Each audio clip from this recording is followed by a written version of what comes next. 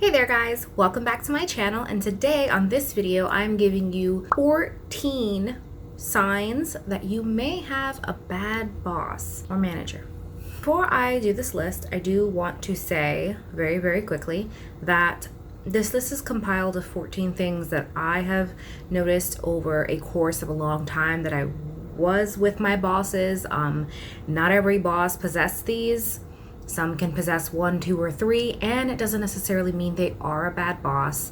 I really encourage you to get to know your boss and to really try and work with them before you decide that they are considered a bad boss. These are more of a guideline / maybe helpful tips, things to look out for. I'm not necessarily saying that if these people possess this, they are a bad boss. Everyone, makes mistakes. Not everyone is perfect. Your boss is not always going to be someone that you're going to absolutely love, and that's totally understandable. But there is a very big difference between a boss that is, just not great, but good at their job, and maybe they just need a little work, versus a really bad boss that is making your life a living hell and you can't stand to going to work. It's a thin line. So anyways, let's get started. And of course, as always, if you have any comments, questions, thoughts about this list, please let me know in the comments down below. Number 1, unorganized. A boss that is, let's say, you just start your job and you're super excited, and your next day, like let's say orientation, everything is in total chaos. Like the store is unorganized, the employees are unorganized, there's things all over the place. Your boss just doesn't really seem like they have everything all together for you when you come in.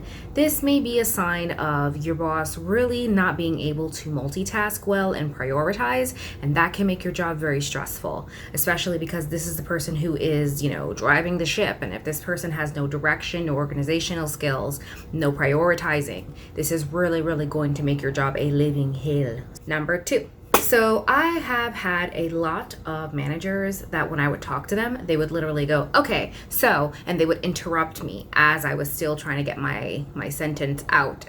So for me, this is a very big sign of a bad boss, because this is a person who is not listening and they're already thinking of their response. That means that they're fully not listening to you, and you need to be able to listen so that you can understand fully what the problem is and be able to help your employees. Interrupting as you speak. Number 3, aggression, or being very aggressive when they coach. So when a boss coaches you, kind of think about how that makes you feel. If the boss does it in a very nice, good way, this can make you feel kind of bad about what you did because you didn't do it the right way, but don't worry, it's okay, you can get better. Versus a boss that coaches you and they're yelling at you, or they're very aggressive, and you feel really bad about it and you don't even want to do it anymore. Number 4, I would say a boss that doesn't upkeep with the store. So basically, a boss that doesn't share in the responsibilities of maintaining their store. For me, I would consider that to be very lazy of them, and also not to really participate as being part of the team. Now, I know a lot of people will say, well, technically, a manager's job is to manage. I get it. It's in their title.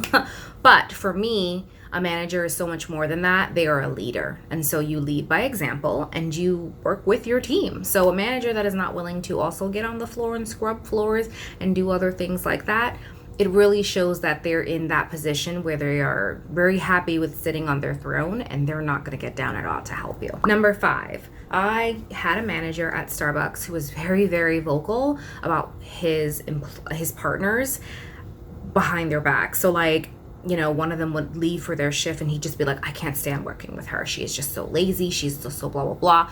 And that was a very bad sign for me, because I was just like, ooh, what does he say behind my back?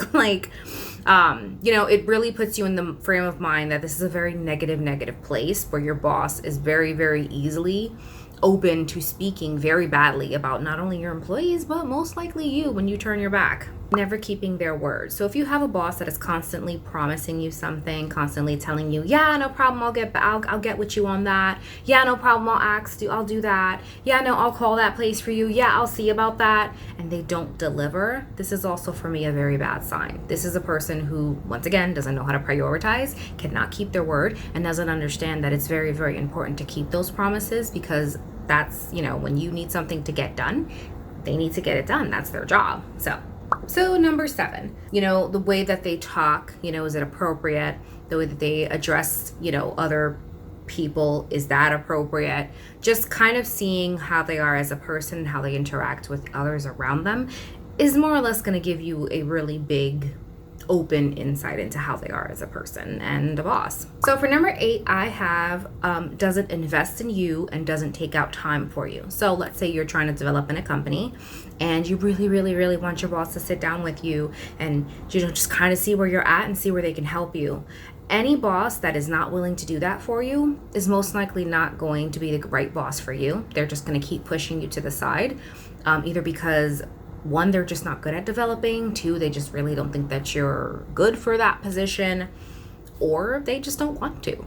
There's a lot of different reasons for why a boss may not want to sit down with you. So try to get to the core of what the reason is, whether it's just that they're actually being a very lazy boss and they don't want to go through that process, or maybe they just don't think you're ready for the next step. And that's fine, but they should be vocal with you and be able to help you get there. So number 9 number 9 is a real close one to my heart: favoritism. So when you have a boss that is showing favoritism and it's totally noticeable, and you see them so buddy with somebody else, but then they come up to you and they're like, hey, how's your day? Like you can kind of tell when a manager is favoriting someone else over you, and that's definitely not okay. A manager should